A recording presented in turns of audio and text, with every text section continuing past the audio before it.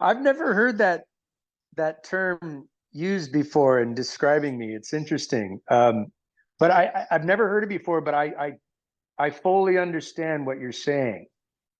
And it's interesting. I'm going to have to process that.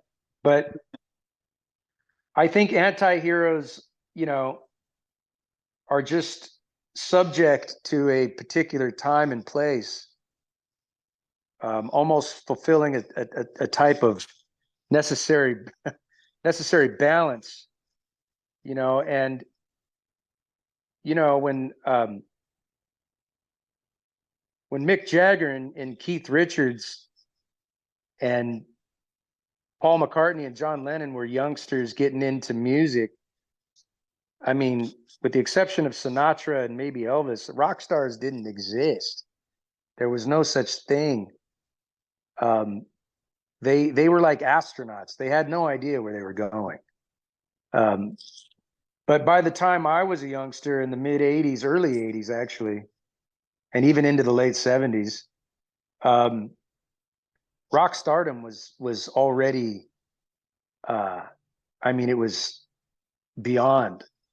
I mean, as a kid, I saw Kiss on record covers and just thought, this is crazy.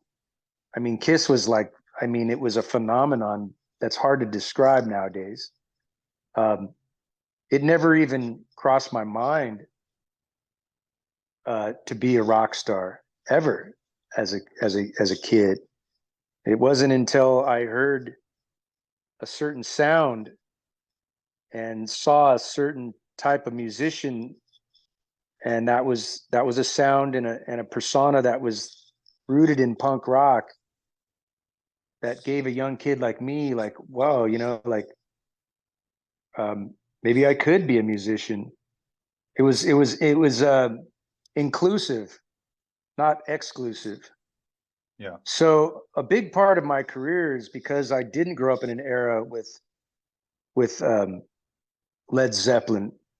I wasn't 18. I wasn't like my uncle, who would go see Black Sabbath in 71 or the Led Zeppelin in 1973. I was just being born. So like, I didn't see that kind of excess in rock music. My first concert was the Ramones.